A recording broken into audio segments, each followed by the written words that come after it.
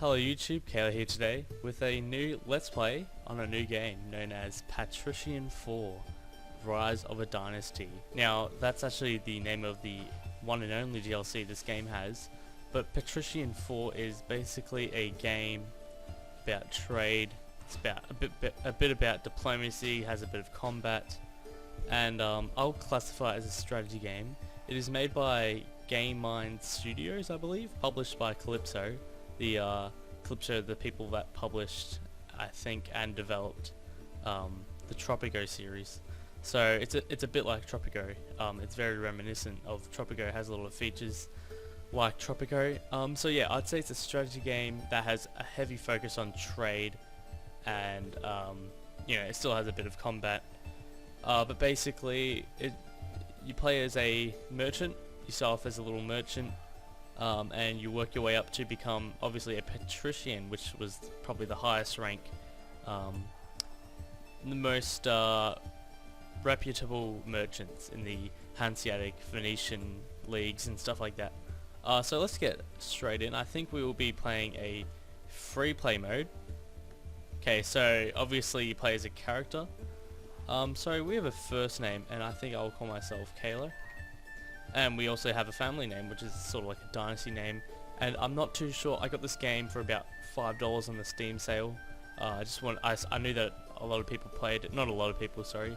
A lot of my friends played it, so I thought I'd give it a go.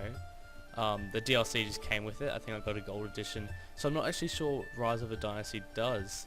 And I think family name might have to do with that, seeming dynasty family name. For Calo, I think I'll go Hohenstaufen, the famous German dynasty. I think I'll do that. That sounds fun. Obviously we're male. Oh, I see they have Apache attack helicopter. Okay, so we'll go male.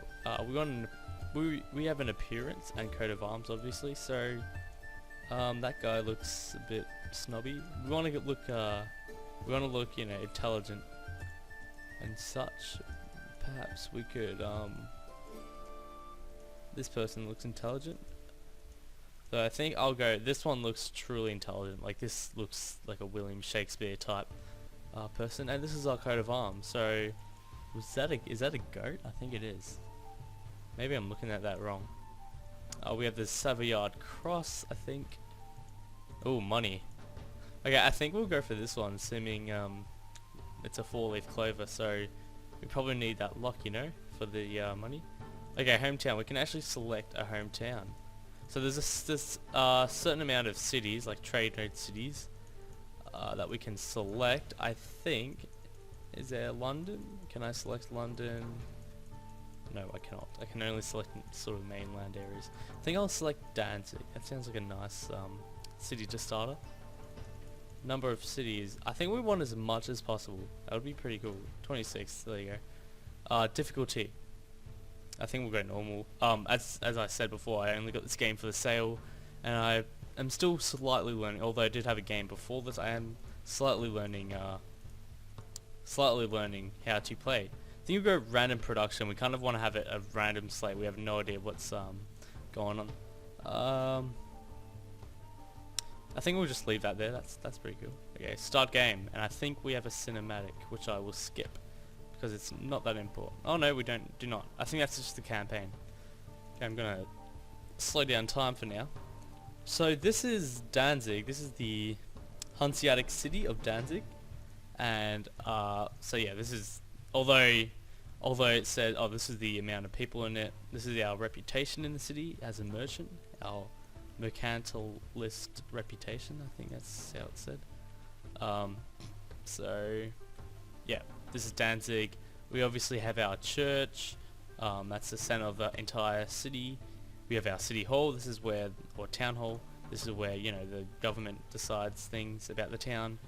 We have a guild, and guilds essentially the trading sections of the city. Or I suppose the market holds a trading section. This is like the more Hanseatic trade, like the political trading place in the city. So yeah, we have that guild, and those will be important into expanding our trade empire. We also have a counting house, and a counting house essentially looks over the amount of goods we have. So these are all the goods in the game. These are all the goods you can have or trade with. Sorry. And a counting house just looks over, tells you how many. It administrates the amount of things to sell, the amount of things to purchase, and stuff like that. Architect, this obviously an architect builds stuff, but you're able to build warehouses and production facilities using the architect. Tavern, you can get assignments from taverns here, and I think I will just accept that right now. That was a pretty good. Usually start off with a little simple quest to collect parts of a treasure map, pretty basic. So yeah, and we also have the shipyard where you can build, new ships for your trade fleet. And right now, our trade fleet consists of the Sea Merva, which is Sea Cow, I believe. We're gonna rename it to the Dreadnought. Dreadnought. That sounds absolutely horrifying. So yeah, so Danzig. Let's find out who is the owner of Danzig. Sorry, we have to click on the city gates. Oh, I can't even find out who the owner of this is. Who's the trader in Danzig? So these are all the traders in the Hanseatic League, or the most popular ones. We're at the bottom because we're a grocer, which is the lowest rank of trading. Let's see, Danzig. Mikhail Rudzinski. So that's essentially our rival, I guess, for this town, assuming we're starting off here. Now, okay, so now we can go on to this world map. So as you can see, there's a lot of cities. A lot I actually haven't seen before because I've played with the base number of cities. But as you can see, we have Danzig right here, as you all know and love. And there's all these other cities. Basically, our goal is to provide the needs of our cities over here, of these cities, and get the best deal possible. So as you can see, there's a little icon beside the towns, and that displays what that town is demanding the most. I think it's the most. So yeah, obviously we're demanding spices, but spices are only available by going on expeditions to the Mediterranean, and I will talk about more than that in the later on into the game, because we currently can't, as we are only a grocer. So in order to progress past the rank of grocer, we need to obtain a wealth of 34,000, and as you can see, they use a full stop instead of a comma to represent to break apart the thousands and stuff. I think that's a European design, but regardless, let's have a look. So Stettin, actually we might go Thorn. What ship do we have? Some ship, oh, it's a cog. So cogs are pretty large ships that are not able to go through rivers. However, other ships are able to go through rivers. So for now we'll just go to Stettin. So Stettin want a lot of grain. Let's go ahead, and we can actually do this from the map.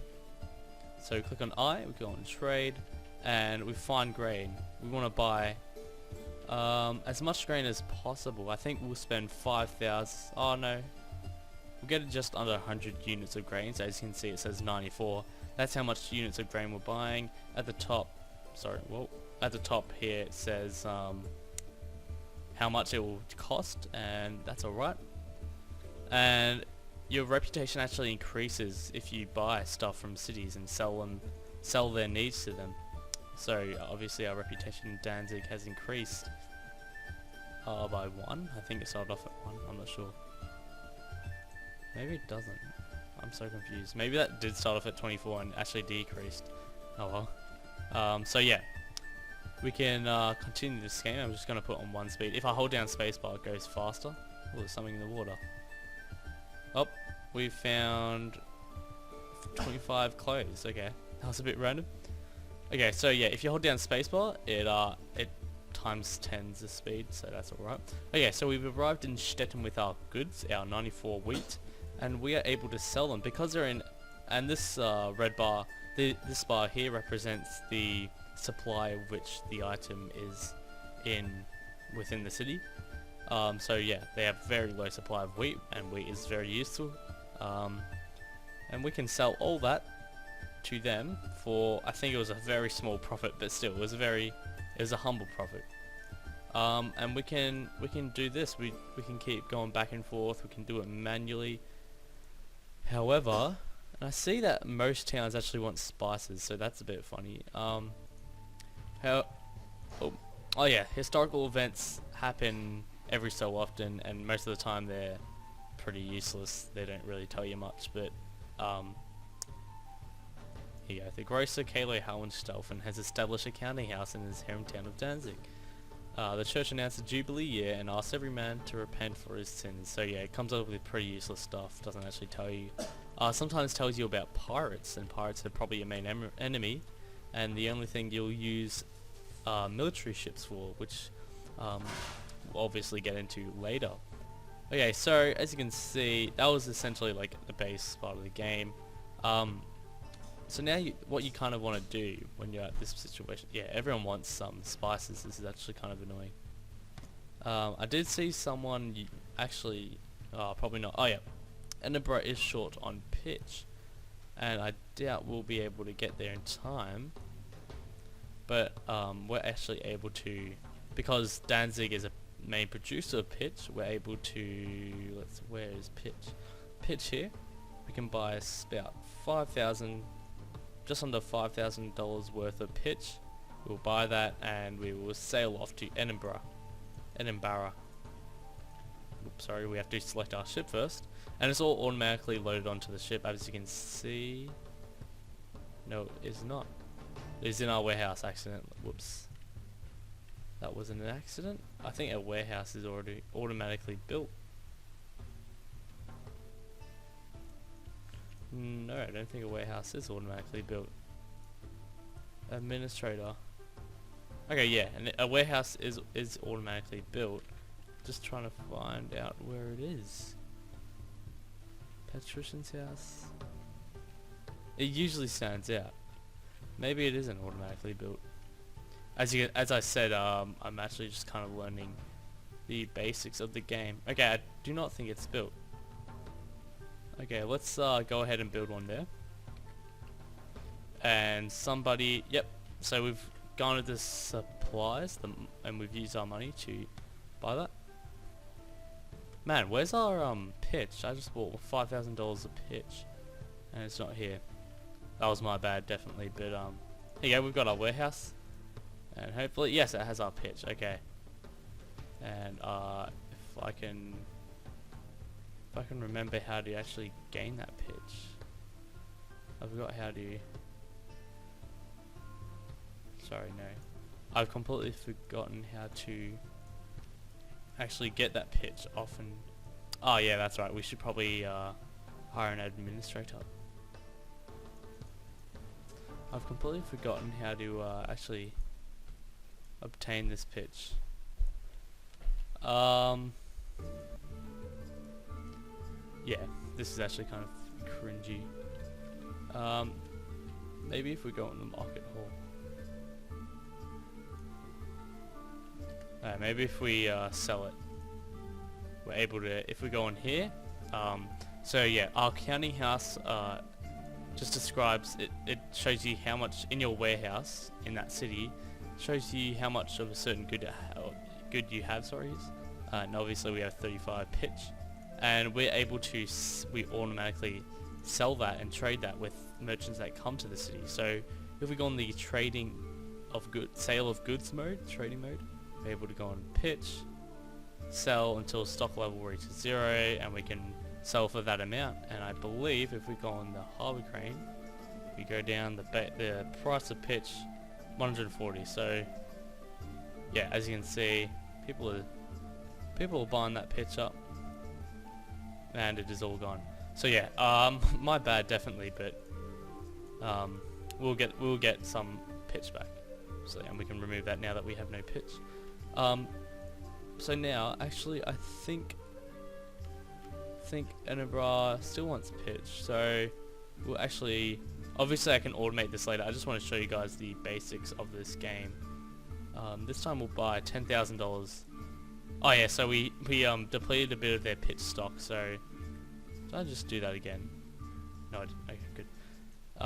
We depleted their pitch stock, so unfortunately their reputation there decreased, but that's alright. We have other ways of doing that, of increasing our reputation. So if we hold down the space bar, we're able to decrease the time it takes to get to Edinburgh. Okay, and we are at Edinburgh.